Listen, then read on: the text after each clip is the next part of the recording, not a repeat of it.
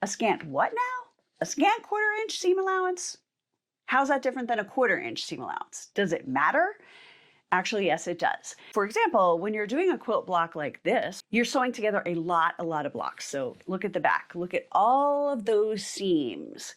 So sewing with a 1/4 inch versus a scant 1/4 inch will absolutely make a difference on the size that this is when you are done. I want to show you what it is and how to do it and how to figure out how to get it right on your sewing machine. So let's get into it. I've drawn some lines on this piece of fabric just so I can demonstrate what a 1/4 inch seam looks like and a scant 1/4 inch seam. So I do have a 1/4 inch foot on my machine. So if I run my fabric or the line right along the edge of this foot, it should be a 1/4 inch. So let's test that theory. You can see the line outside of the foot.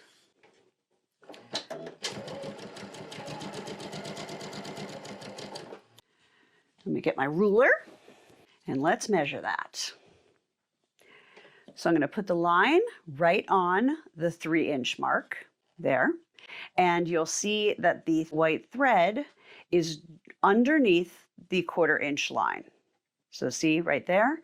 So that is a 1/4 inch seam where you're sewing exactly a 1/4 inch. Now, a scant 1/4 inch basically means you're sewing one thread width closer to the line than a 1/4 inch. So it's scant, slightly smaller.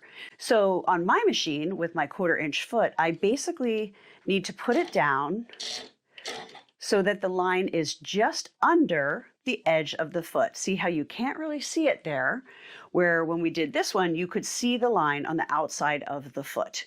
So let me sew this and I'm going to show you the difference. So we have the line under the 3-inch mark and this line under the 4-inch mark. And you'll see that these stitch lines are in different positions. So this stitch line is moved over slightly, a little bit too much actually. Okay, so this one is slightly over from the 1/4 inch mark and this one is just under. So this is a 1/4 inch seam and this is a scant 1/4 inch seam. Great, Tara. Why do we care?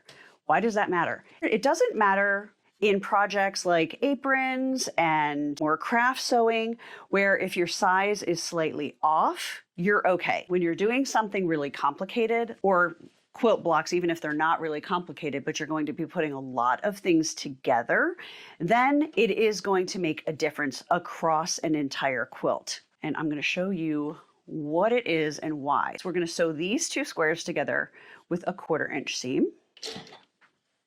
So you can see the edge right outside of my foot. And then we're going to sew these two together with a scant 1/4 inch seam. So the edge is going to be under the foot. It is barely a difference, but it is a difference.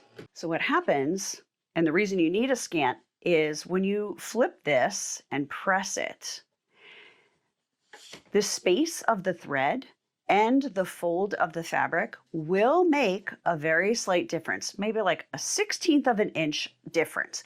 But when you add those 1/16 of inches up across a quilt block and then across a quilt or a table runner or whatever, it makes a significant difference.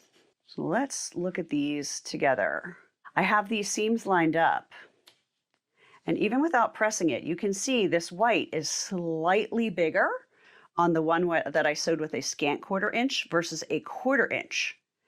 Same on this side. Very slight difference, but there is a difference. So you'll see that that will make a difference across a bigger project. So that is what I can tell you about a scant 1/4 inch. Now let's talk a little bit about how to make scant 1/4 inches work for you on your machine. So every machine is a little bit different. Your feet options might be a little bit different depending on the brand and level of sewing machine that you have.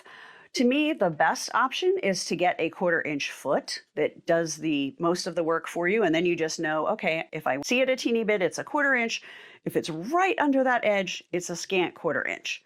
But if you don't have that option, you can do other things. One is you can take tape. This is some washi tape, or you could use masking tape or painter's tape, some kind of a tape that is going to be removable and is not going to gum up your machine.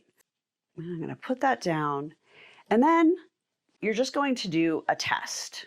So I think that's where I want it to be. Now I'm going to test sewing right along that tape. And then just like when I demonstrated how to make that, let's do it on the other side so you can actually see it. You're just going to measure. So I have the 1/4 inch on the edge of my fabric, and the stitch line is just to the right of the 4 inch. So this is a scant 1/4 inch. So this piece of tape is in the right place and would be a great guide. So another option for creating a scant 1/4 inch guide is to use a magnetic seam guide. Now, something funny is going to happen for me. I'm going to take this scant 1/4 inch seam and I'm going to put that under my needle. Again, I'm going to put my needle down and make sure it goes into the stitch, which it did not. It was a little bit to the right, so I'm going to pick that up. I'm going to scooch that over. Try again. Okay, it's perfectly in the stitch line there. And then you're going to take the magnetic seam guide and you're going to line it up next to the fabric. So in theory, you just use it as a guide and you sew. Now, I have discovered that this is a bad option for me with my machine because I have the plastic cover on my bobbin. Because this is going so close, I have to put it back so that it sticks to the metal, but then it's on the feed dogs. So let me show you what happens. It's kind of funny. Didn't expect this to happen. It moves. The feed dogs move my guide, so that's completely useless for me. So if you have a machine, like mine, that has the bobbin from the top and it's plastic, you cannot use this for your 1/4 inch seam guide. So go with a foot or go with tape.